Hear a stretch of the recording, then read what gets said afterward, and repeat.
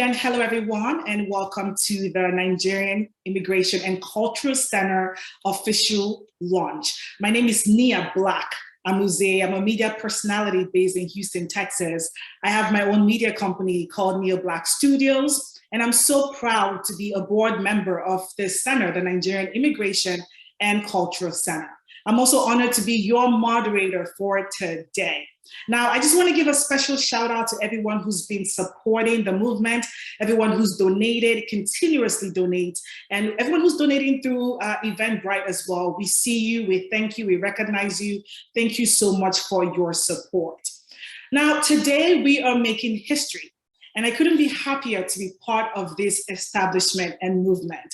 If you would allow me make a bold statement here, as I did on social media, this is huge for Nigerians, and I'm excited because this will give Nigerian immigrants access to the tools, resources, and the support needed to navigate the complex lifestyle of living away from home, living abroad. I genuinely hope that Nigerians in the US diaspora can have a sense of ownership and pride with this new establishment. Now, today's agenda is very straightforward, and as I like to say, very succinct. We want to make sure that we close at 7 p.m. Eastern time, if I'm not mistaken. So if I can just draw your attention to the agenda on screen so that we can just go through very briefly. So of course, we're gonna have the opening remarks, and afterwards we'll have keynote presentations from 3 keynote speakers today. Each keynote speaker is given 5 minutes to speak.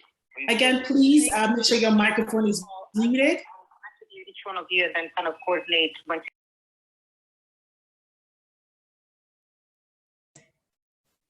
Perfect. And after the keynote presentations, we're going to have the CDFI panel. Afterwards, we'll have the Nigerian Center launch, a time for Q&A and closing remarks. Can everyone hear me okay? Have you been listening this whole time? Are we good? Perfect. Perfection. I like that. All right. So now, before we dive into the program for today, let me just highlight some housekeeping rules as I did earlier as well. Again, I cannot say this enough. Please make sure your microphone is muted at all times. If you're not speaking, you can have your camera on. That's very okay. We want that. And if you're joining now, please don't forget to state your name and what organization you're affiliated with in the chat. Also, I want to encourage everyone to stay until the end. This agenda is very straightforward, very succinct. So please stay until the end, because towards the end, we're going to talk about the center and just give a broad, in-depth overview. And then lastly, after that, we're going to have a time of question and answer where you can ask about the center and even share ideas. Just a time of coming together, sharing, asking, and responses. All right. So at this time, I would like to call on the founder of this monumental project, the founder of the Nigerian Center, to give a brief opening statement. I'd like to call on Benga Ogunjimi. Benga, the floor is yours. Thank you so much, Nia, and thank you, amazing people. I see a lot of familiar faces. I just want to welcome you to this history-making day. Finally, we have our own center, our own immigrant and cultural center. It's long due, overdue, and finally today is coming to fruition. So welcome everyone. I want to ask that you please state all through the end of the presentation. As Nia said, we have categorized this event into panel discussions, keynote, and the official launch. The official launch is going to come at the very later end of the program. So what to expect is shortly we're about to hear from thought leaders in the field of community development, particularly those who support and invest, empower, and elevate the Nigerian American community. The keynote speakers you're about to listen to, we carefully selected them because we recognize their leadership and we honor them. Shortly, we're going to pivot, and we are going to pivot to a CDFI, which is the acronym for Community Development Financial Institution panel. The reason we thought that was important was to demonstrate that this model of Immigrant Center as a strategy for financial inclusion is tested, tried and true, It's a long-standing practice of empowerment and strategy for empowerment. And we really want to glean and learn from practitioners in the field, not just in the Nigerian American community, but we also want to learn from the greater African community, immigrant community, United States, as well as the Latino community as well. So that would be a wonderful, strong panel. After that, I'm going to be coming back to talk to you about the launch of the center. I'm going to be talking about our programs. I'm going to be highlighting opportunities to get involved. And I'm going to look at open conversation for interaction. Once again, it's a quick welcome. Thank you so much for helping us make history today. I'm going to turn it over back to you, Nia. Thank you so much, Benga. Before we move forward, I do want to just give a special shout out to people who are joining at this moment, people who have put in the organizations they're affiliated with in the chat. So we have Dr. Judith Onrumibe from the NANA president. We have Mr. Nasibu Seriva, who's the CEO of African Development Center out in Minnesota. We have Victorine Adebolu, loan officer, business advisor for the African Development Center, Minnesota, and Rag Wung, founder of Equity World USA. Perfect. All right, so again, Benga, thank you for that powerful brief opening remarks, introduction. What you have done, this initiative is just truly, truly amazing. I'm so thankful for you and for your mindset, So now it's time for our keynotes. We are so honored to have our distinguished speakers present with us today. And so for today, like I said earlier, each speaker has been given 5 minutes to speak. We definitely want to make sure that we stick to time so that we can just go through the process very quickly and have times for people to, talk and ask questions and just have a time of camaraderie, togetherness, get to know the program even more. Our first speaker for today is Dr. Niran Koko, who is the president of NAPAC Foundation. Now, NAPAC is the Nigerian American Public Affairs Committee. NAPAC is a very important and influential Nigerian organization that is at the forefront of empowering the community at large. Dr. Niran Koko, we are so honored to have you. The floor is yours. Are you there with us? Are you here? Yes, I'm here. I'm the one you can see here. Perfect. Yes. Thank you. The floor is yours. Okay, thank you so much, Nia. I'm going to try to tell you 11 years of story in 5 minutes. So listen very attentively. So yeah, I'm the current board chair of NAPAC Foundation, and I'm very happy and thank you for inviting me to speak here today. I'll share a little bit about my immigrant story, which is not really different from most of you all. I came to the US more than 20 years ago, and fast forward till today, I'm currently married with 2 kids. I work in the biotech space, but I couldn't have done that without, having the support of a few people that are knowledgeable that guided me along the way.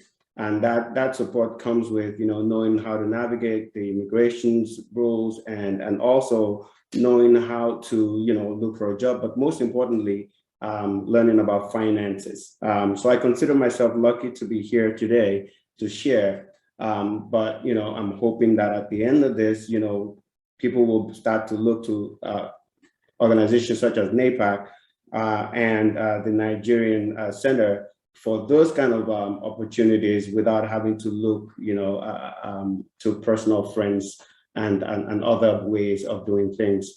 So I'm going to talk a little bit about NAPAC and why NAPAC, right? And I'll share the reason why we exist, which is based on our current realities as Nigerians. Young Nigerians today are really lucky because they've been able to capitalize on the sacrifices and the investments made by their parents. So now we have a lot of Nigerians doing well in technology, music and entertainment. Who doesn't like a little bit of Afrobeats, right? Fashion, sports, businesses, you name it. And Americans are starting to take notes. You can see a lot of partnership with our young Nigerians. You can see partnership with Nigerian businesses, and Nigerians doing really well almost in every situation where you can look around. But despite all of these truths, right? With many Nigerian medical doctors, PhDs, MBAs, and many other degrees and excelling in all the Ivy League schools, we read on and on about this achievements. There's still some stereotypes. those stereotypes that impact you, no matter how well you're doing, when those things come, it hits you in the gut and you start to scratch your head and wonder why. So these few negative incidents really make some people want to shy away from being identified as Nigerian or Nigerian American. Some try to change their name, change their accent, but we know ourselves when we see ourselves. You can't run away from who you are. So this is why it's very important, for us to start, leveraging on some of these opportunities so that this next generation of Nigerians that are coming can reach their full potentials, like the Jews, the Irish, the Italians, Chinese now, the Greeks and the Koreans and the Japanese in the past. So we have the opportunity to do that through organizations such as the Nigerian Center and then NAPAC, which is one of the reasons why we were formed.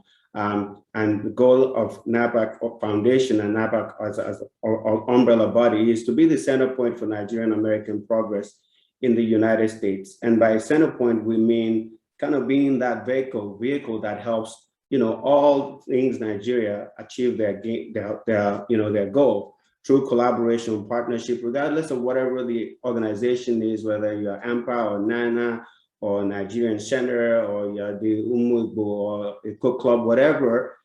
We want to be able to gather together in this one vehicle and be able to speak to whichever organization or entity is out there in one unified voice, because size matters. So we were formed by a few visionary Nigerians, like I said, with the goal of improving or empowering the Nigerian Americans through socioeconomic programs that we feel like will be very impactful. And some of those programs which we focus on are strategically in key areas. We don't want to boil the ocean, like I said. The goal of NAPAC is not to do everything, but to create a vehicle to which together, when we come together, we are able to impact and improve the lives of Nigerians by empowering them to make progress in anywhere and in anything that they're doing. But our key programs, which helps us to achieve these, are four. The first program is our food security and economic empowerment programs. NAPAC Foundation, does food distribution in Nigeria. We actually did one yesterday at Makoko, where we partnered with Sweet Sensation to feed the kids that are in the schools out there.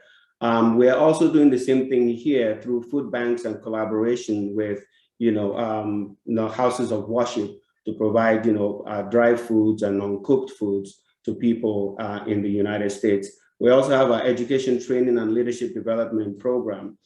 This education training and leadership development program helps to train people in vocational skills. We're partnering with Mama Money in Nigeria. And every 2 or 3 months, we graduate 20 girls who are trained in the skills of hairdressing, fashion designing, cooking, and so many other chores. And after their graduation and training, we buy them the equipment and thereby taking 20 people at a time, which we believe out of poverty or out of prostitution, out of crime, or out of any, some other vices that they could get into. And then we have a Health for Prosperity program, where we do educational programs. We align with other organizations.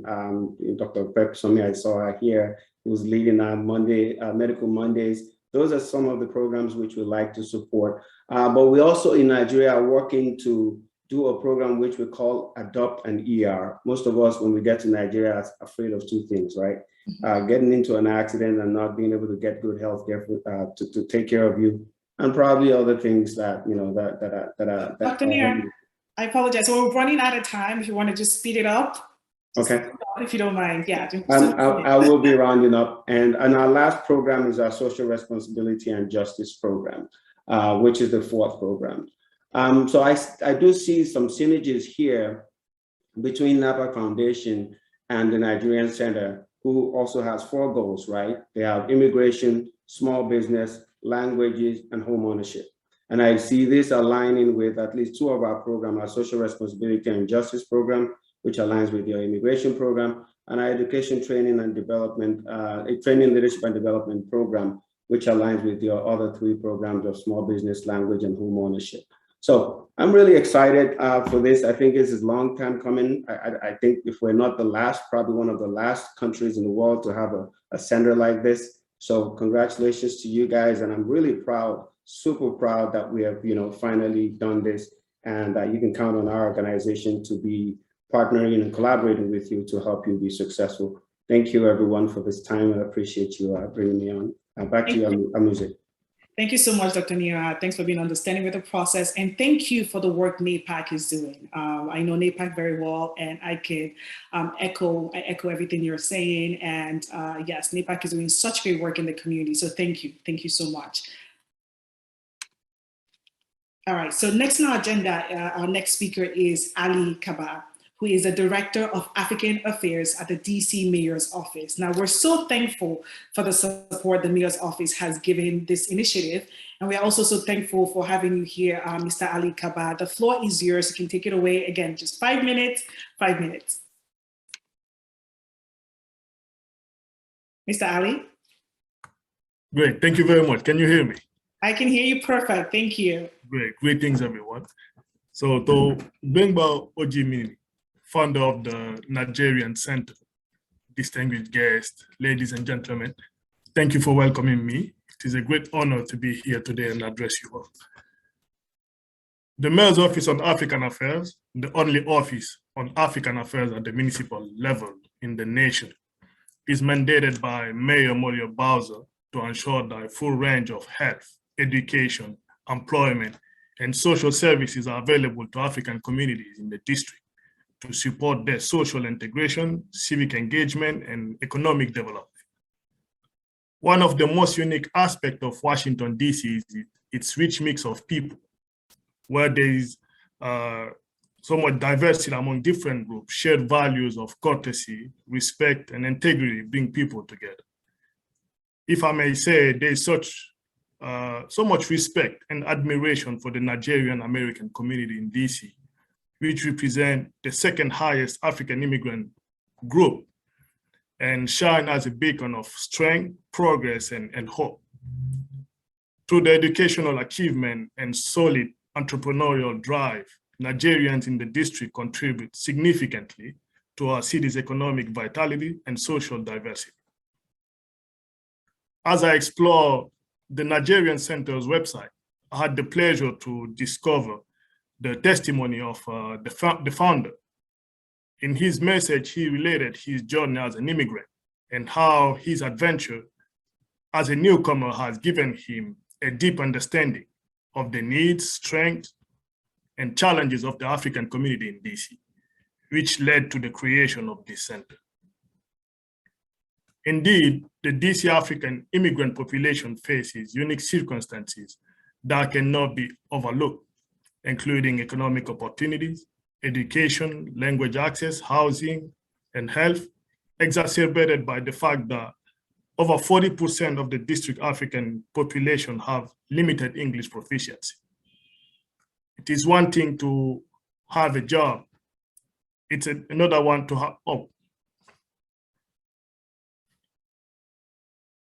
So in conclusion, not to be too long, I want to thank the Nigerian Center for inviting me and reiterate our engagement to work with you to inform and empower the district Nigerian community with the knowledge and resources necessary to have meaningful access to the full range of health, education, employment, social services, safety, business, and economic development available to them in the district. So thank you very much, and I wish you all a great event, a great day.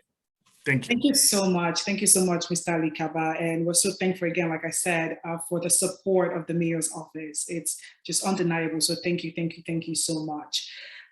Just again, as a refresher, if I can just say, I don't know if I've said it earlier, hopefully I haven't, but we have Lindsay, she is posting the website, the Nigerian Center website link. If you wanna, check that out, if you're not familiar with the website, I encourage you to copy, and after this launch, you can just check it out so that you can familiarize yourself with the programs as well, okay? It's in the chat box here on Zoom.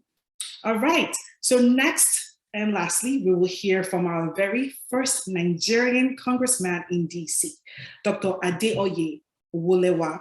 Now, Dr. Oye represents the vision of what we are trying to achieve in the diaspora, and we are so thankful for his journey and his representation overall. At this time, we will listen to a message from Congressman Oye Olewa.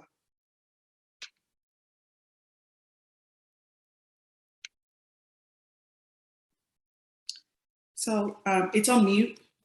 We'd have to unmute it. So we can hear. To be addressing you all today as we open the next. Greetings.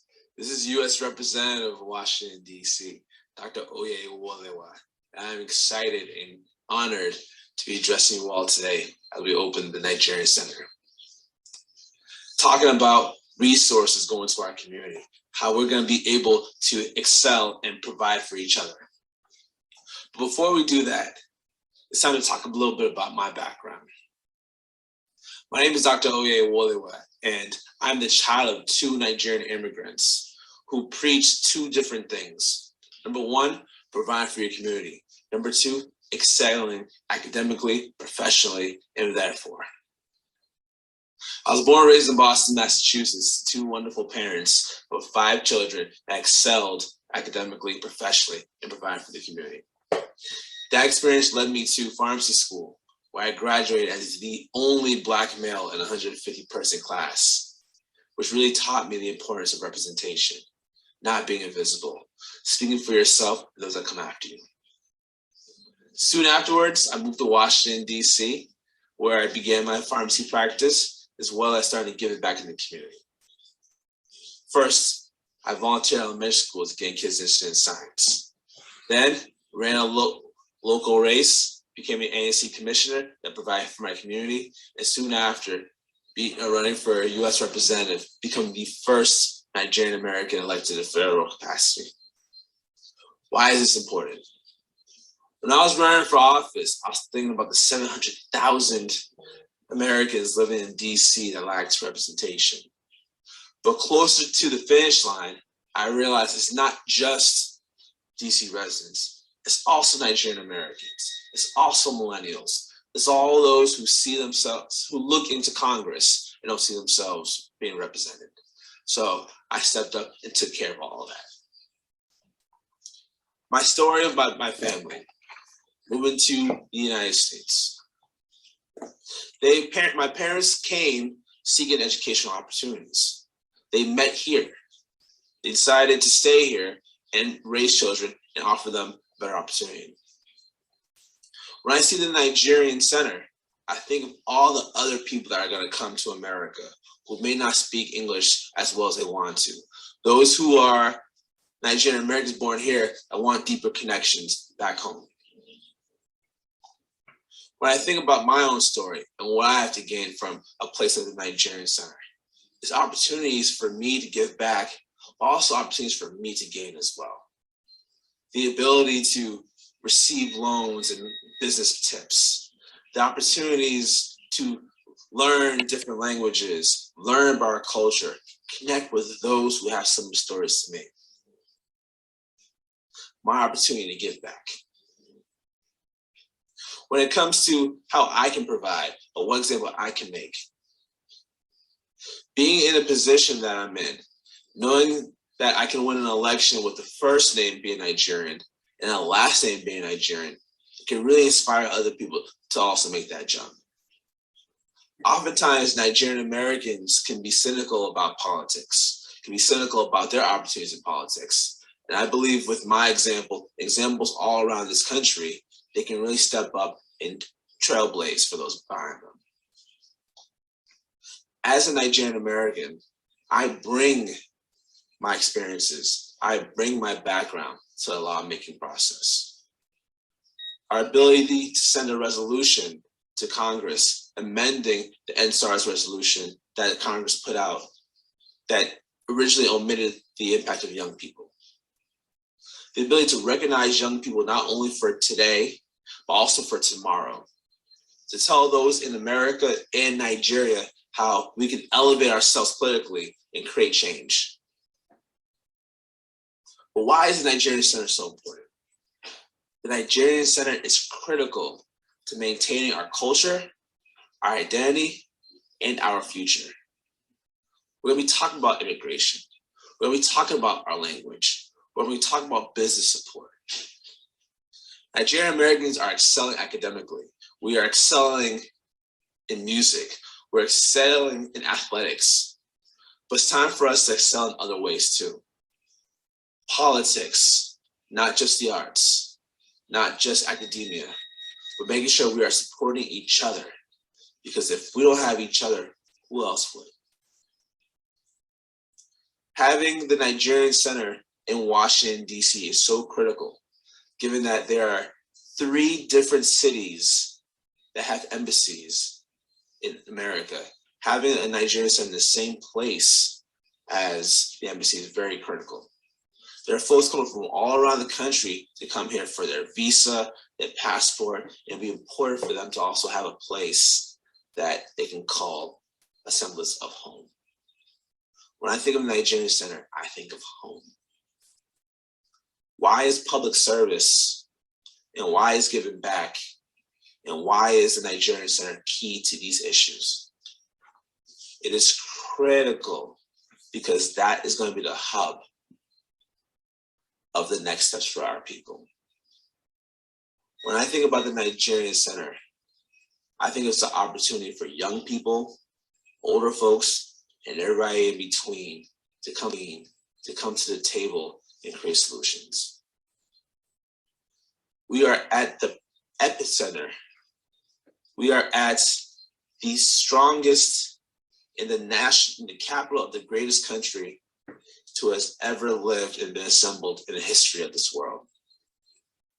Having the Nigerian Center not only provides a way for Nigerian Americans, but also an example for all other Western countries and people of the diaspora of West Africa, of what is possible.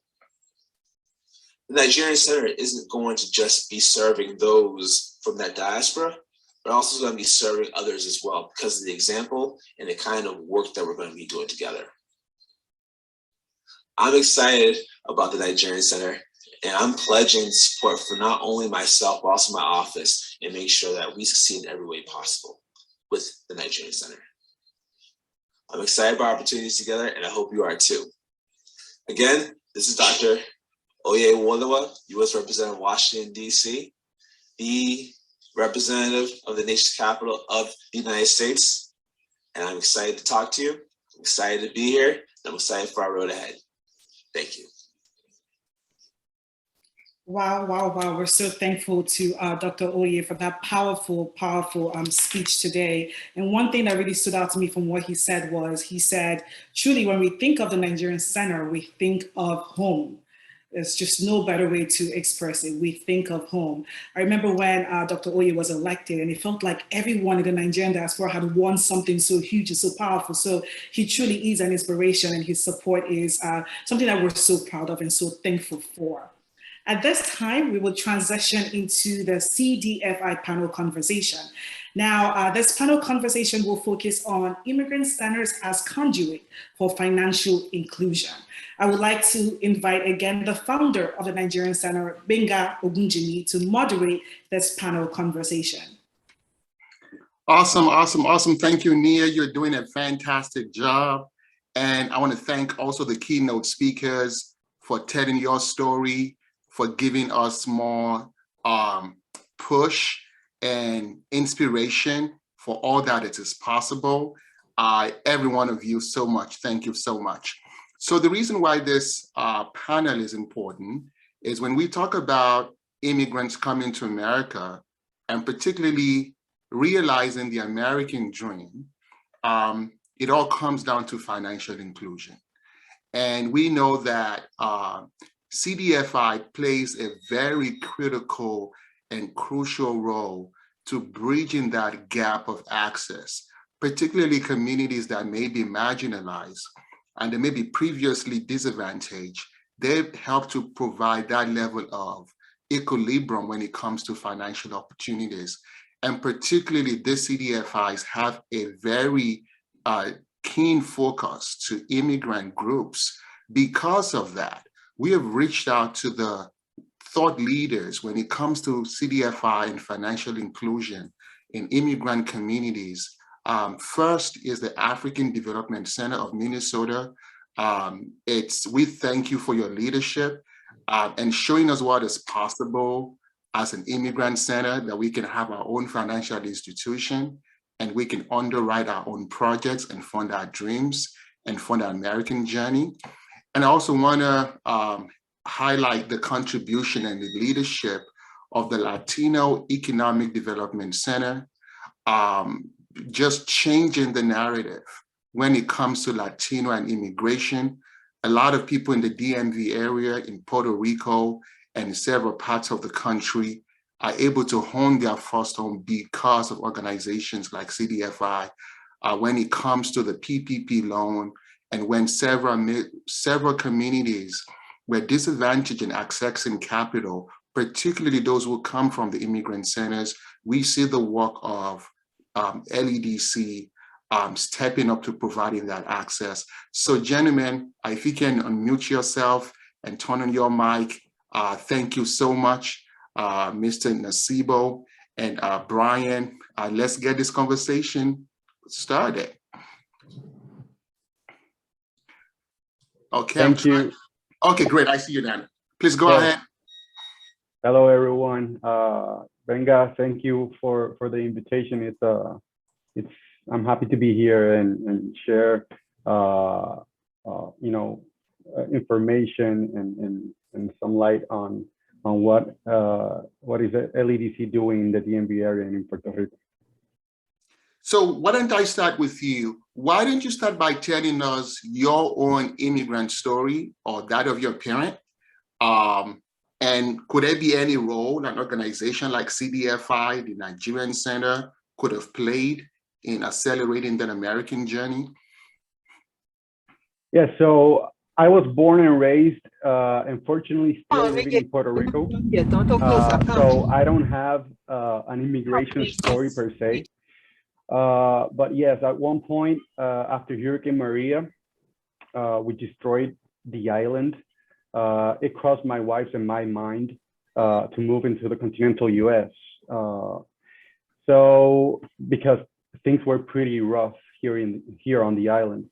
And I remember feeling anxious, and the uncertainty was killing me, because even though Puerto Rico is a territory of the US, our culture is very different. And just thinking of going to an unknown place and starting over is a scary thing. I have to say that I admire people that migrate because it takes a lot of courage to do so. Thank you, sir. Mr. Nasibo, thank you so much for accepting our invitation. So the question to you is, can you tell us your own immigrant story or that of your family or parent in the United States? And could there be any role your organization could have played for your family at such a time? Thank you. Thank you so very much, my brother Benga. It's really an honor and privilege to be invited and to be talking to you all this evening. First of all, congratulations. It is way overdue. And before I tell you, I know we don't have a whole lot of time. Before I tell you a little bit about my immigrant story, there's something that I would really like to mention. So Dr. Niran Koch mentioned a couple of things that I think are very important and very crucial. And I was really paying a lot of attention on what he was saying. Representative was great. That I really think we need to figure out how we can hone into what he had said. One, when he was going through the list of the diaspora, he was going through the list of diaspora that are very, very well organized in this world. He started with the Jewish, he went with the Italian, he went with the Irish, he went with the Chinese. So what I really think that we need to figure out, how can we do just like all the people that Dr. Niran actually mentioned. And another thing that he mentioned, I would like to really to emphasize on, he said, size matters. He was really talking about power of numbers. I think with how many people we have right now, we can make a huge difference in terms of advancing advancing interest on our own community. Again, Nasibu Soreva, born and raised in Tanzania, came to the US in early 2000. I did my BA in accounting and finance in Malaysia. So I've had a blessing of traveling a little bit and went back to Tanzania, worked for accounting firm, one of the big six back then big four, and then came to the United States to further my education. So I was here in early 2000. Again, when I was in Tanzania working for PricewaterhouseCoopers, one of the things that I did was an evaluation of government program. And when I was doing that, I was stationed in a very rural area looking into a service delivery survey because we had actually been funded by one of the Scandinavian countries. And that's where I actually developed the will, the guts for me to stop working in the corporate and then starting running a nonprofit organization. So again, I've been here since 2000. Did my MBA in Missouri, then relocated to Minnesota. Then when I came here, it was just right about the time that this organization got started. And a year or a couple of years later, as I joined the organization, I've been with the organization ever since. So my story is a little bit different from the people whom we serve, of which we're going to talk a little bit about. What we do. Mine, I say, is one of the been blessing kind of immigrant story compared to a lot of other African migrants who came here without their will. Because of the civil war that happens into their respective countries, they found themselves in the United States, and those are the people whom we've been serving ever since. Thank you. Thank you so much, Nasibo. Brian, what exactly is a CDFI? CDFI seems to be the only one who would know what that name is, what that acronym is, and how is that different from a traditional bank? And if you want to use that to kind of tell about your own CDFI LEDC. Sure. So a CDFI is a Certified Development Financial Institution, which provides financial products and services to populations and businesses located in underserved markets. These institutions are community development driven and have a reputation for lending responsibly in low-income communities. What distinguishes the CDFIs from traditional banks is their community development mission and that the requirement that at least 60% of their financing activities be targeted to one or more low and moderate income populations or underserved communities. LEDC, or the Latino Economic Development Center, it's a 501c3 nonprofit, which is also certified as a development financial institution. And we actually, the organization was actually founded in 1991. So in that year, a DC police officer shot dead a Latino man, and this led to several days of violent clashes and millions of dollars in property damage in the DC neighborhood of Mount Pleasant. And a visionary group of bankers, business professionals, and civil rights activists, they came together and noticed that the vast majority of those who participated in the riots were immigrants from Central America who risked their lives to escape poverty in their country, only to continue being denied access to economic and social advancement in the US. So they decided to launch the Latino Economic Development Corporation, which is known today as the Latino Economic Development Center, which is an organization that helps low-income Latinos and other minorities. That's important to note. We do not only offer services or service the Latino community, but also other immigrants and other minority communities. And we help them build long-term assets through small business development, home ownership counseling, and tenant organizing. Excellent, excellent. And I think it's such a timely story to be told, how pivoting and changing that narrative from violence to economic opportunities led to the creation of an organization like this. And obviously, I want to thank your leadership, because that story one of the seeds that is leading to the birth of the Nigerian Center. So that is amazing. So Nasibu, I know your organization has a very fascinating model as a social enterprise that provides services for immigrant groups, minority communities. So can you speak more about the social enterprise model and just kind of talk more about those who might not be familiar with the work of the African Development Center? Thank you. Great question. So so the African Development Center was, again, as I say, founded in 2004 after a research that was conducted for about 2 years just to figure out what kind of services that needed to be provided to the African community. So there were organizations that they were helping the settlement of the African immigrants back then, especially in the 90s. We had an influx of immigrants from Somalia and Liberia.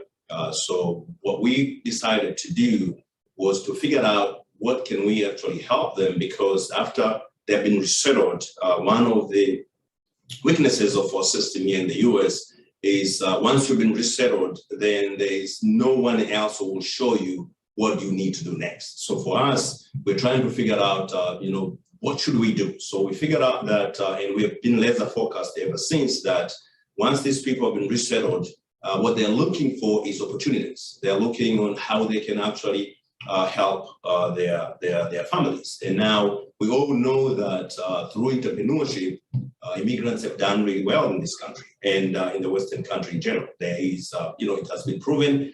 There's statistics. There's, so many research that have been done with all the immigrants that have been mentioned previously with the previous speaker.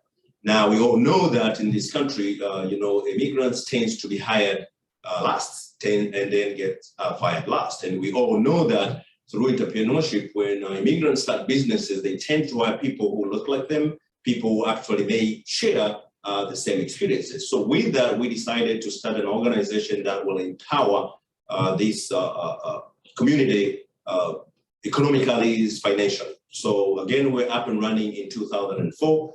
We are very laser focused apart from other things that we do, which is housing, financial education, and business development.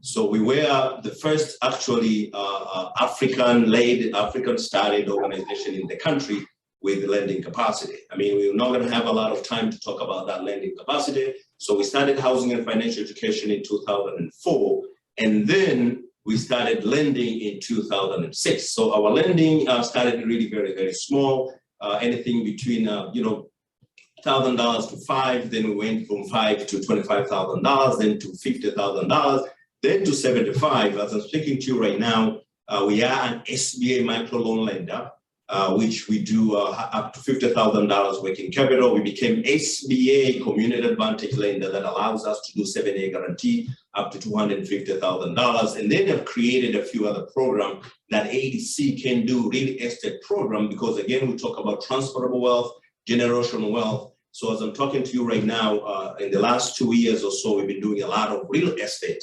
commercial real estate, actually businesses. So we are the largest African small business lender into the country.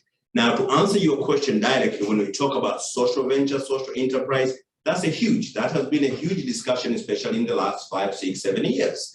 Now, why ADC has been one of the organizations that looking into that model. We are a nonprofit organization. We are the 501(c)(3), but then we are looking into, if you're not careful, if you're too much dependable on philanthropic community and you're not making good end income, then down the road, funders tends to get tired on funding organizations. So when you talk about the social enterprise, ADC as a nonprofit, it actually has ADC Commercial Real Estate, which is a for-profit organization that owns the building that I'm sitting in. So we own our own building where we're actually running our own head office. So that's one of the for-profit organization that brings in some of the funding into the nonprofit. And then we are a statewide organization right now, statewide CDFI. We own another building out of Wilmore, which is 2 hours from here, one of our satellite offices. And that is part of the social venture, social enterprises that you're talking about. So just that topic by itself, I think it needs a lot of time for us to talk about it, because we have another couple of other social ventures. And the reason being very simple, we're trying to be financially self-sustained organization. And for us to be able to earn more income, that's how we're creating all these social venture, social enterprises to actually help the mission-driven organization that we do. And another thing, we want to be a role model. If we're talking about generational wealth, talking about transferable wealth, if we all know that through home ownership, real estate pieces ownership, that's how Americans have created wealth. So we wanted to be an example by ourselves being able to own some of those real estate pieces before, as I told you right now, we have been doing a lot of those commercial real estate pieces ownership into our projects. Oh, Nasibo, the first thing I would say is I am taking notes. I am taking a ton of notes. So there'll be a lot of offline follow-ups on behalf of our community. And we just want to thank you for your leadership. It was a very easy choice to reach out for seeing the model that you symbolize for our community when it comes to wealth creation and self-sufficiency. So I want to pivot back to you, Brian. So everything Nasibo said, to an individual level though, to personalize that, how does LEDC partner with an immigrant through the American journey experience, from getting into the United States, from the communities that immigrant community that you represent? How do you partner with them through your programs at every step of the way so they can become self-sufficient and they can become tax-paying, contributing member to the economy of the United States? Right. So when a person migrates to the States, it is important for them to be included in our financial system so that they can build assets and get a better quality of life and reach that American dream. Because by doing so, they contribute to the economy of the United States, but contribute as well to the economy of their home country. So what we do is we provide one-on-one financial consultation, and we pair that with credit building loans. That way we can start creating or help them build their credit profile. That way they can subsequently get loans.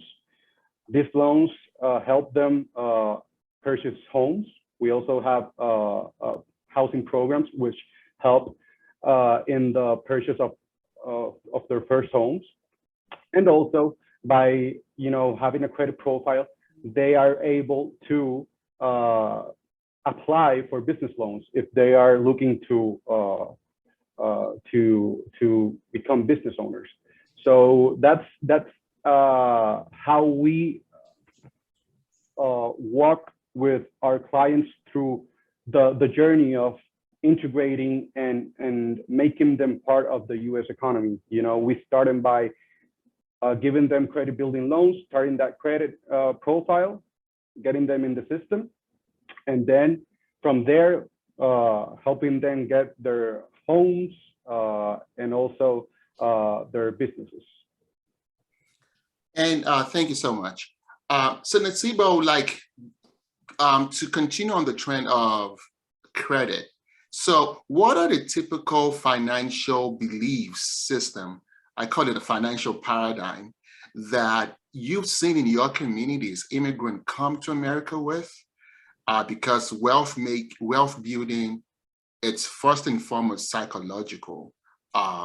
So what are those belief system or cultural practices back home for most immigrants that may need to adjust coming into the United States, and what role might your organization play in that, Nasibo? No, great question, brother. So with my experience, so there's a bunch of different beliefs from the motherland, from Africa. What I've seen though, and what we have done, I think we've been thinking on our toes as we continue, since we started this organization and as we continue to grow the organization. Because if you look into just the regular beliefs of, money being, masculine, you need to be a male to be, a breadwinner and provider. We have not seen a whole lot of that, to be frank with you. What I have seen though is, for instance, because people came from different backgrounds, and because the system of where we came from is completely different from the system of where we are, people tend to keep, for instance, a lot of cash in their house.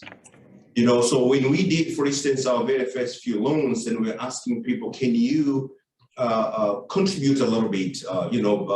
We need to see a skin in the game into this loan. We've seen somebody who came in who wanted about $75,000, came in with $25,000 cash and said, here is my skin in the game. And then when we ask, where are you putting this money in the pillow? Then he said, no. I mean, this is my money. I keep it where I wanted to keep it. So we have really struggled to educate the community to understand the importance of actually banking accounts. And we've worked with a bunch of banks to just create some of the, good accounts that will be culturally, competent to some of the limitations some of our community members have.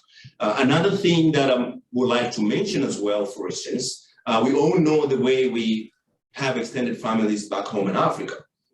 And then once you start, for instance, a small business here, like a grocery store, we have a few of them that are doing really well, just like the Walgreens of the world with the pharmacy inside, so which we funded both of those businesses. Now, one of the things that I realized at the beginning, there were a lot of people who are coming in, just like the way you go into a store of someone back in Africa and say, I would like to get A, B, C, D, and they put everything in the books, and then you actually pay at the end of the month. You see, so you take everything that you want, but you come at the end of the month or 2 months later and pay it. So when these people started coming to us and say, we want to grow our business, can we access some of the financial tools that you have? When they start telling us these are the receivables that we have, we say, what I used to tell them, I don't see anything wrong with this, but there's a way you can document this and how you can follow up to figure out how you're gonna follow up the money down the road. So those are some of the things that I've seen a lot, with a bunch of other things that I've seen a lot. But again, with education, what I would say that I could see our community changing over the years, and they're doing really well. And we have businesses that are making $15 million a year right now that we have funded seed money. Back in the days, 25, and then we help them to grow. And all those are the businesses that when they look into them back in the days, they were all struggling in terms of just understanding the financial system of these countries and how should they, work with their own respective communities to support the community, at the same time they support those small businesses for them to be able to make it in these countries. And we have a lot of those stories. Again, my brother, you don't have to reinvent the wheel. We have a model that is working, and looking into what you've started, I think we align in so many ways, and we just have to figure out how we can work together moving forward. Thank you, sir. And Brian, just to kind of echo what Nsibo said about this ability to have to be in a financial system, to have a financial report, and to have a financial story. So you talked about your credit building loan. Many of the countries in Africa, I don't know about South America, do not have a credit system or credit culture. And it's usually a cultural shock coming to the United States, where all your life you've been told, don't touch that. So can you speak more about the importance of your credit building loan and why that is an important aspect for your business that you focus on? Sure. I just wanted to add to what Nsibo said. We actually share like the same experience, the distrust in financial institutions. We have a lot of clients that do not like to put their money in the banks. They rather keep the cash at home. So that's something we struggle with, because if we cannot see it like in the system, in their bank statements, it's difficult to register and to do the underwriting process. So that's something that we try and enforce and educate our clients to deposit the business money into bank accounts. So yes, credit history is super important in the States, because it doesn't just help you get a loan. Today, if you're going to rent an apartment or a house, they verify your credit score. If you're looking for a job, they can also verify your credit score, because what the credit profile does is it tells a story. It tells us how a person has paid, or has if a person has been responsible with other financial obligations. And when we don't have any history whatsoever, it's difficult for lenders to give big sums of money to people. And without people being able to access funds, it's difficult for them to make large purchases, like buying a home or like growing their business. So what we do is we provide personalized one-on-one financial education with the clients, and we give them the credit building loans. There are small loans. We can start them from $500 up to $2,500, and by doing so, they start creating that credit profile. And when they start, when they pay on time every month, it creates a history.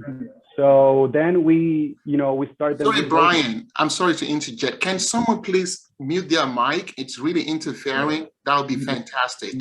If you're not the speaker, kindly mute your mic. Thank you so much. Sorry to interject, Brian. I can get it was really interfering, so just wanted to. Sure. So what we actually do is, we start them by providing them the credit building loans, and educating them, on the importance of creating credit, the importance of having a personal bank account, and also if they are business owners, the importance of having a business account and maintaining those both the personal and financial and business information separate. So that's super important, because that way we can start them and like increasing the loan amounts, and that way we help them create or build long-term assets through that program. Thank you. I know, Nasibo, you have a hard stop. I just want to leave, have you, before you leave, if you can recall in 1 minute some success stories that you can, to help us humanize and really experience this financial model of inclusion from your organization, those who you have seen partner with your organization, and you have seen some success along the way that comes to mind right now. And also, if there's any last minute thoughts that you want to leave with the audience about your programs, opportunities, and things like that. Thank you, my brother, so very much. I am monitoring that other meeting that I'm supposed to join, so I can stay a little bit late, maybe 5 minutes, but let me talk of what you've just asked. So first, when you can see the organization got started in 2004, but small business lending started in 2006. And the reason why small business lending started in 2006, it was because pretty much everybody told us we're not going to be able to do that. You see, and everybody told us, why would you want to start? For instance, you've started a center. Why do you want to start a center? There are either other centers or they're African centers. Why don't you join them so that you can work with them? And our answers were very simple. We've done a research, and everybody that we have met with, everything that we've had from them, it was this community tends to live by themselves. They isolate. We don't understand them. We don't understand their culture. We don't understand the language that they speak. So what we did was simple. We just told them one of the reasons why we want to start this organization is because of that cultural competency that everybody else is missing.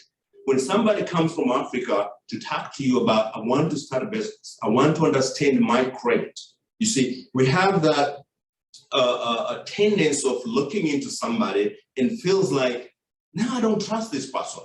You see, so that's exactly what we were trying to prove. So it was a business of chicken and egg in terms of we want to make sure that we would like you to have a system in place. We would like to make sure that you have some money for you to be able to lend before we trust you and give you the money. So as I said initially, it wasn't a very easy way to actually start and do the business that we do right now because nobody trusted us. And the funding that we actually used at the beginning to do lending, it was the funding that we were able to fundraise to pay ourselves. So nobody really was getting any payment in the beginning. However, fast forward, we stay within our lane, we stick with the determination that this is doable. And we were very clear to everybody, whether it's business leaders, elected officials, and all the stakeholders and partners that this work is needed.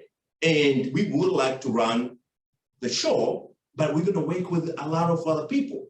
Now, if you're looking into since we got started doing these small businesses in 2006, we have deployed over $20 million and we've leveraged over $20 million. So we're talking within the 10 years and 95% of these $20 million that we have actually been able to deploy went to African immigrants. Now, when we talk about success stories, I have spectrum.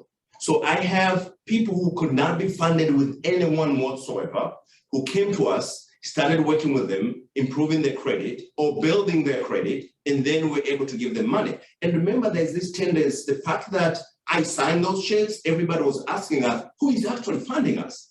So we're telling them this is within African immigrants and discussion for another day, because we've been colonizations, brainwashed, we don't trust each other very well. So people did not believe that actually they could start their businesses getting funded by ADC or expand their businesses getting funded by ADC. So as I'm speaking to you right now, with the portfolio that we have, I like to look into those small businesses first that we funded about $5,000, $10,000.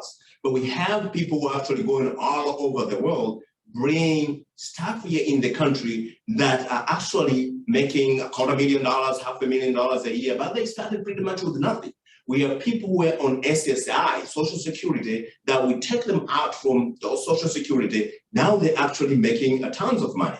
Now, when we talk about sophisticated businesses, we have funded a few agent care. So African doctors who came together and said, we don't have money, nobody trusts us, even though we actually went to school. And then they've actually started agent care, agent clinic, pharmacy. You see, so we have business across the spectrum. And guess what? Most of these people were told no at the beginning, once, twice, or 3 times or more. When they came to us, we always try to think outside the box. So we find ideas. We find businesses that we find unbankables. We find people would not have been able to be funded anywhere else if it wasn't for ADC. Again, at this point in time, after doing this work for about 10 years, not only we are well known in the country, we are trying to be one of the leaders when it comes to the diaspora and the work that we do. Again, as I say, you don't have to reinvent the wheel. If what you would like to do, we are already doing it. I'll share anything and everything that you guys would like to see. Wow. You know, it's hard for me sometimes to remind myself I'm the moderator, I'm not an audience, because I'm wrapped in notes taking and just getting all the strategies and insight. We have to ask questions. So guys, I want to open the floor for 1 or 2 questions for the panel. If you have a questions, can you please text your question in the chat? If you have questions for our panelists before they leave, they've been so generous with their time and their expertise. please chat your questions using the chat box. And while we wait for the questions to come, so Brian, I think we have one hand raised. So Tino, can you just unmute yourself and ask your question? Thank you so much. I'm glad to be here. Thank you to the speakers, the panelists, and the organizers of this program. It's a long due one, you know, and I'm so glad to be a part of this. Actually, I thought this event is physical. So I got conflicting messages, you know, and so I went downtown, but then I said, okay, well, the building is locked. So let me just put this thing on virtual, and that's why I could join you guys virtually. Thank you. So it's not so much of a question, but just to add one or two things to what has been said earlier. I don't know if you would allow me to do that or not. I can never deny you the right to do that, having to drive all the way to downtown DC for virtual event. Please go ahead. Yeah. Yes. Okay. So I'm trying to park now. So, okay. Yeah. So I could open up my face and, okay. So, thank you. Yeah. So I want to talk in terms of two things. The first one, just to piggyback on the discussion that was that is in the House. And this is basically concerning, there was a question you posed to one or two of the panelists about their experience, immigrant experience, when they came into the country. And then they started talking about the financial aspect and all that. So, but I didn't hear anybody talk about the taxation part, because of course, in most of the African countries, including Nigeria, where I'm from, we deal in cash. It's a cash and carry society.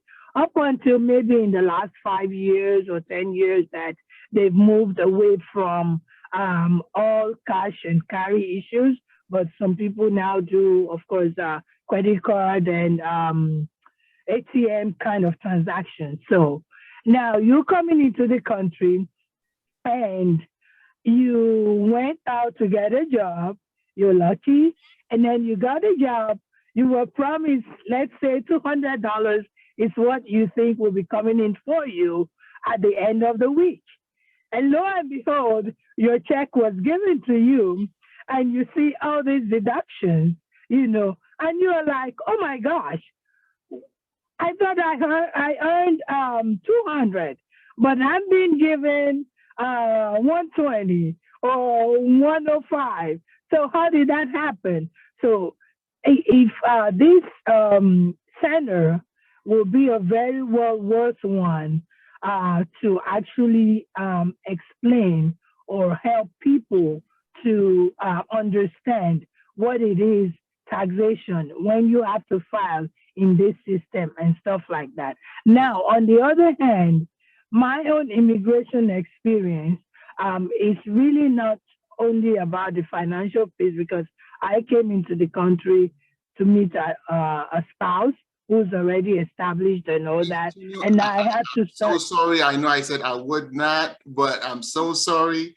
If you can just kind of bring the question in or the comment in, that would be great. The comment and the question is to navigate the system when it comes to jobs, because I hear mostly about small business and business transactions. But how about someone who is seeking employment opportunity, you know, for resume building, how you need to tailor what buzzwords, what red words that you need to have in your resume. Those are the things that I had to learn myself getting out. So Thank you so much. I appreciate if the center can include and incorporate that.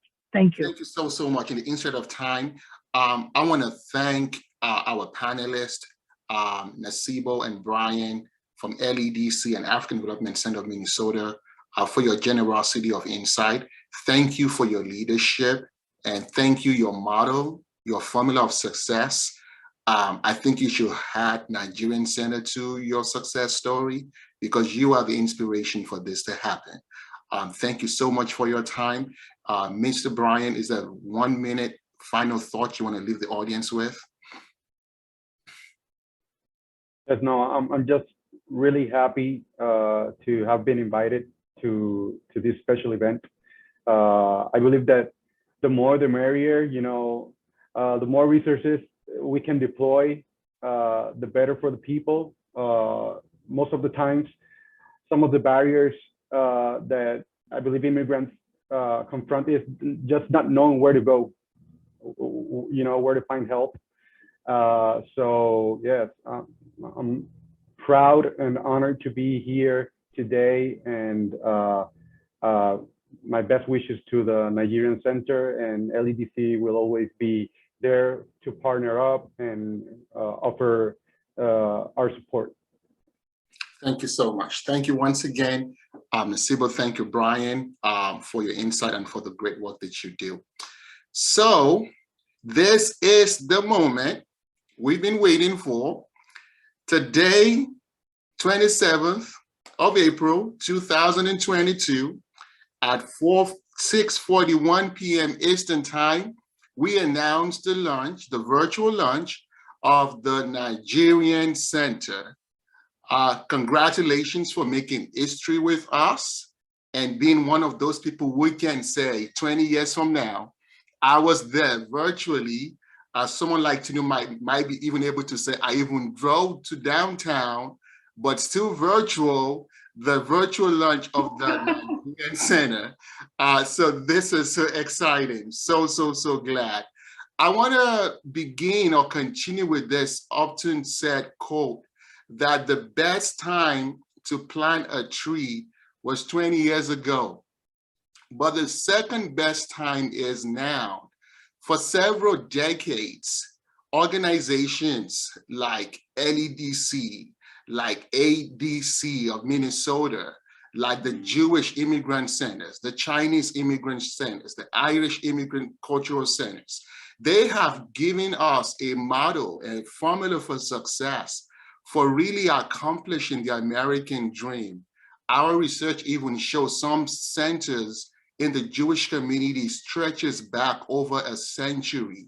Since the beginning of Americans, we know that immigrants built America and continue to come to America. While some of our African countries may not be legally incorporated at that time, we know that we predate and we've always come to this country as well, you know, quite a long time ago. But very seldom do we have the opportunity to be organized. And do we have that institution, or do we have that community with a structured system for opportunities that we can lean to? And that is the reason why this center was created. So the mission of the organization is to provide connection to the Nigerian culture in the United States, while providing financial inclusion and social justice opportunities for members of the Nigerian American community. I don't have to speak further about financial inclusion. I have invited experts who can do better than I can do to tell you why this is important. But what I want to touch on are a few things. Number one, stories. Everyone has a story to tell. Every immigrant in the United States of America has a story to tell. Every first generation, second generation, third generation American also have an immigrant story to tell. And one of the beauty and the power and the genius of this country is that we don't always have to be a startup generation. We don't always have to be a startup culture.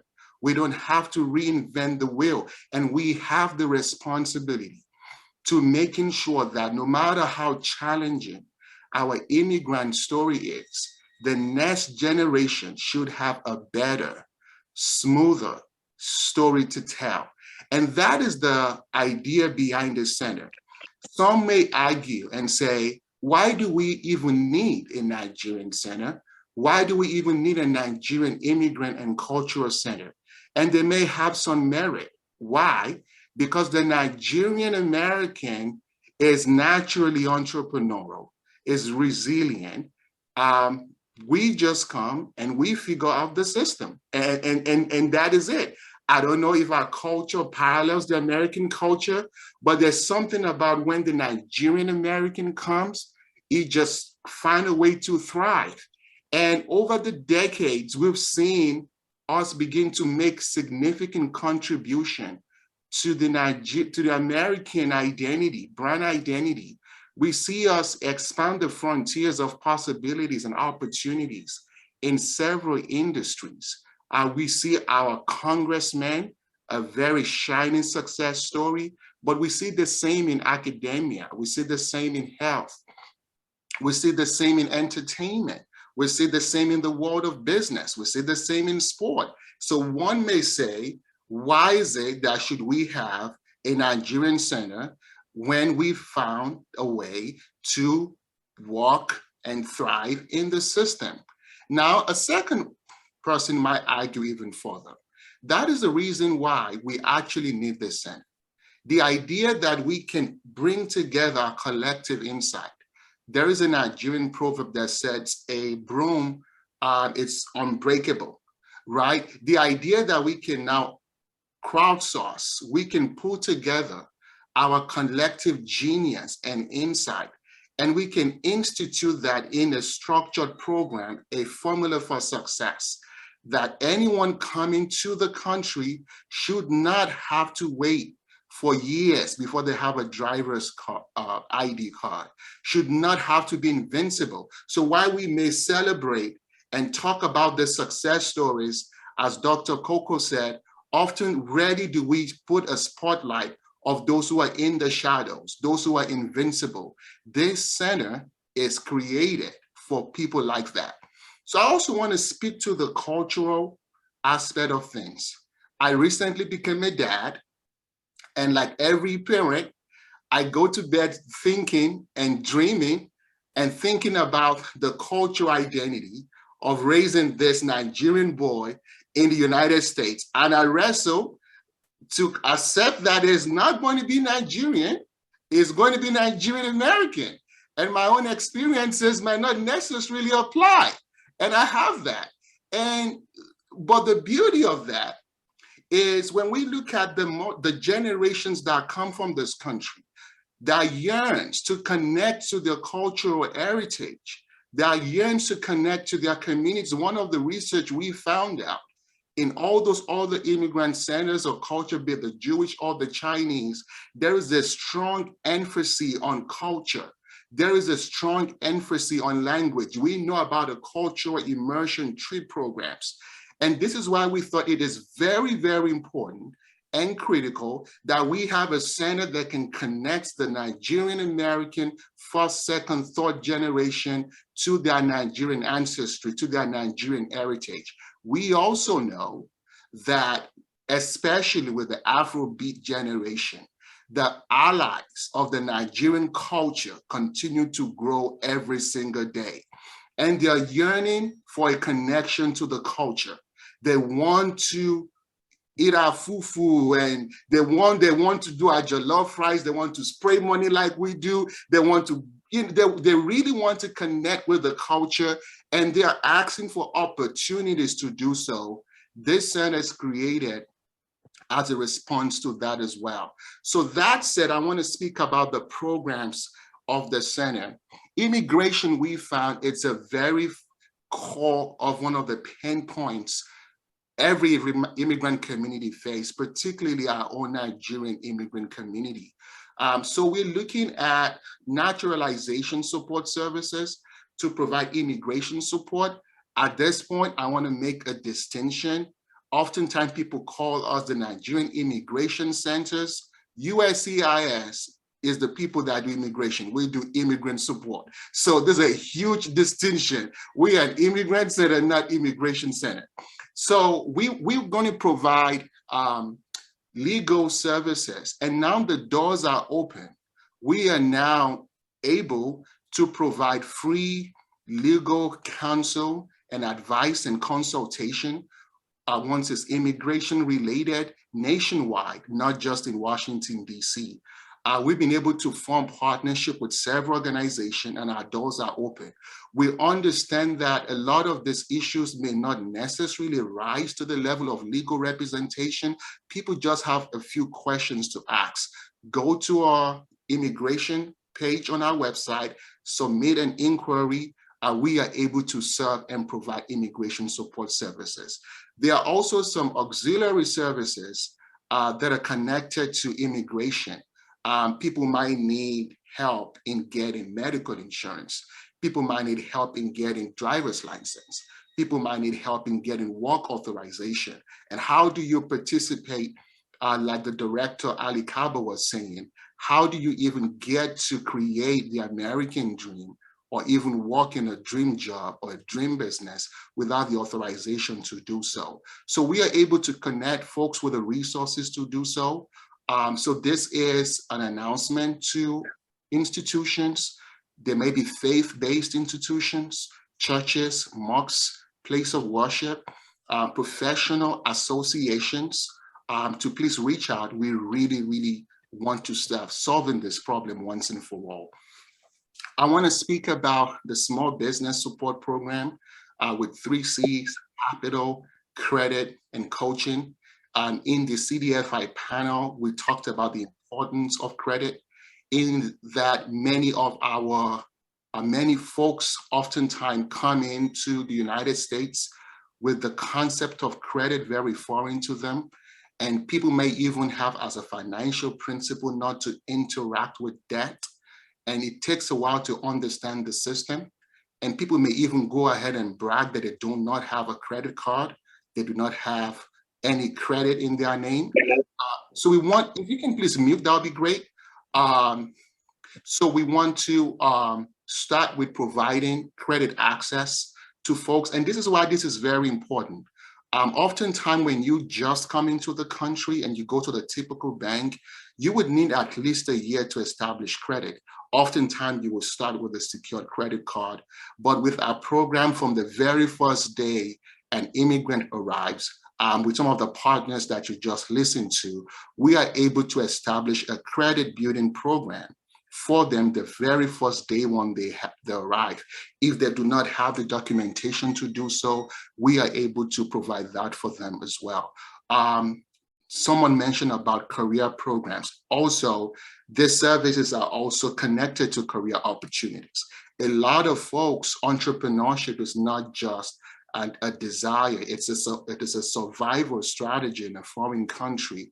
So that is why we make this a high priority for us. Home ownership. I recently got to know, take a city that I live in, Washington, D.C., for instance. Washington, D.C. has over $80,000, 80, not 18, in first-time home assistance program, funding grant opportunities. When I heard that, I felt like I should go to my lending guy and ask for my money back, but that wasn't possible. I say that to say there's a whole lot of opportunities for folks when it comes to home ownership. Home ownership, we know, is the cornerstones for wealth creation around the world, not just in the United States of America. We also know it's a matter of pride and identity of home ownership for folks, whether it is here in the US or in their home country. Nigerian Center doors are open to partner with you on your home ownership journey in America, to provide access to down payment resources that you may not know. It might require credit building, it might require counseling, it might require financial assistance. We are able to provide support for that. The last programs that we're going to be working together on and serving the community with is our language classes. In summer, we are going to be starting with our Igbo, Yoruba, and Hausa language classes. We have started to receive interest and enrollment. Please go to the website and indicate interest, whether it's for your local church, your local group, your communities, your families. You might be interested in our language classes. These programs will be provided virtually, so we are able to serve folks nationwide to go for programs. So as I said, these programs are not limited to but these are the programs we're going to be starting with. And starting from today, our doors are open, so you can definitely reach out and ask how we can serve you. Okay, I want to talk next about opportunities to get involved. And I want to make a call for our ambassador program. And really what this means is every single one on this call, I want you to see yourself as an ambassador for the Nigerian Center. All of the programs that I've mentioned, could they be anyone in your own social network, your community that may need these services, or you might even know of institutions we should be partnering with to be able to provide these services. Absolutely, please reach out to us. If you go to the Nigerian Center /serve, and you should be having the links in the chat box right now. You would also see some volunteer internship fellowship opportunities that we have. But on this call, I want to make a really strong case for our ambassador program.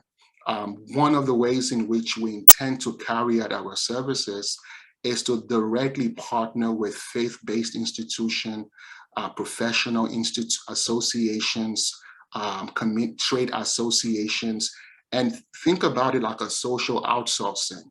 We want to take on the social justice initiative and provide the service for them. We already have a strong network of organizations ready to work with us. Now we need people to serve, and please connect us to those opportunities yourself. And just reach us how you can help. Just reach out to us and we can see how we can help. So at this time, you can reach for your phone and go to the links that have been sent to you to see how you can indicate your interest.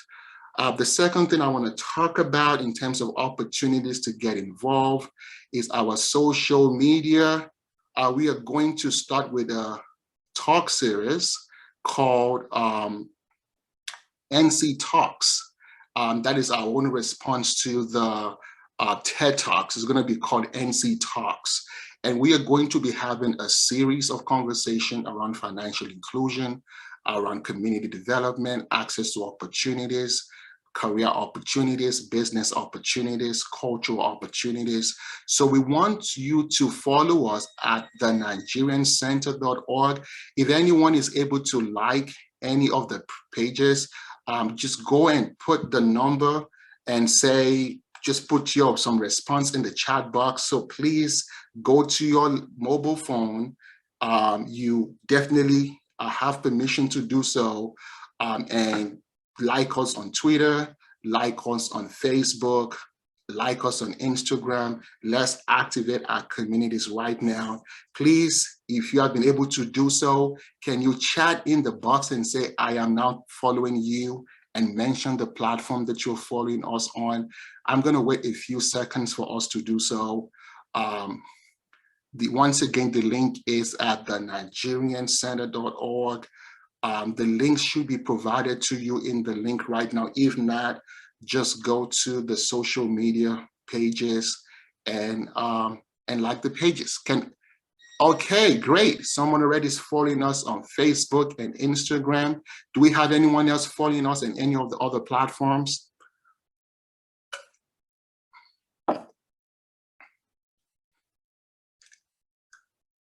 Okay, so I think I see the links now in the chat box.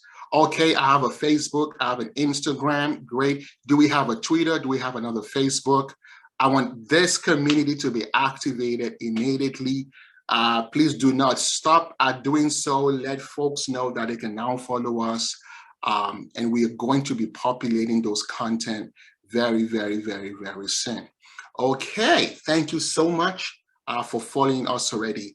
Now, the last opportunity to get involved, I want to highlight right now, it is our donation opportunities. And I trust my Nigerian people know how to put their money behind a good idea. So this time around, we are asking you for financial donation. We are a 501c3 nonprofit, which means that all donation are tax exempt and deductible. So please, today, we need your donation. We need your financial support to carry out these programs. Yes, we are going to tap into a ton of resources, a ton of opportunities. If anyone right now can start with a donation, that will mean so much to us. You can do so right now, absolutely. Once again, the link is nigeriancenter.org.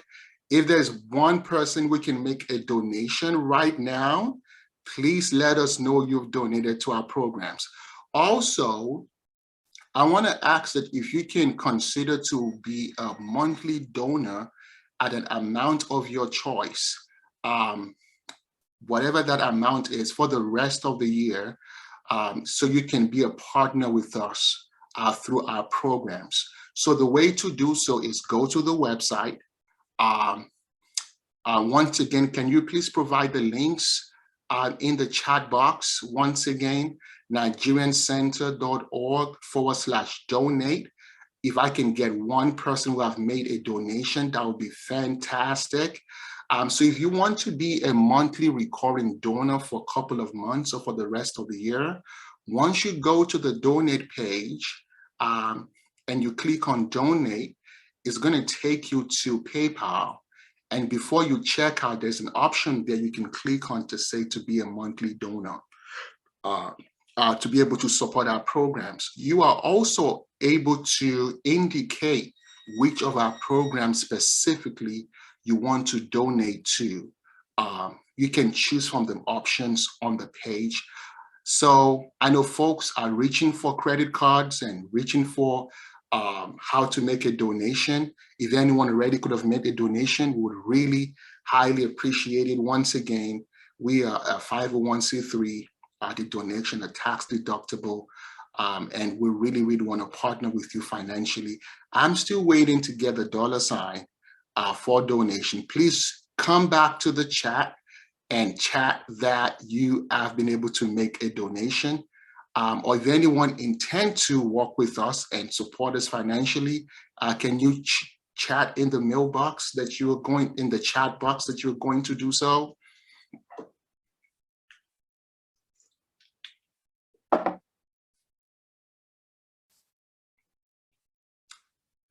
Awesome, awesome, awesome, awesome, awesome. Awesome, awesome, awesome. Okay, so those are the 3 opportunities to get involved with us right now. So the first opportunity is to volunteer in our program. The second opportunity is to follow us online, and obviously to make a financial donation to the program. So thank you for everyone that has already donated already. We really appreciate it. So at this time, I am going to take questions. This is time for Q&A. If you have a comment or a question, please, can you put up your hands, and I will be able to take your questions. Yeah, let me just interject here, if you don't mind. Thank you so much for presenting very well. And of course, you know, I am super impressed by this initiative. That is why I'm a proud board member. And I do see a lot of people in the comments echoing the same thoughts. I see a lot of congratulations and woohoo. And so this is definitely for the community, and we want everyone to feel that way. Like I said earlier, let's feel empowered. Let's feel like this is for us, by us, and let's really make it happen. And so I'm echoing what Benga said when I say, please. Someone just said, just donated to the Nigerian Center. Yes. Yes, yes, Awesome, yes, awesome, yes, awesome. yes, yes, yes. Well, let me just say this before I pass it over to you, Benga. I saw some questions here directed to the panelists, in Nasiru.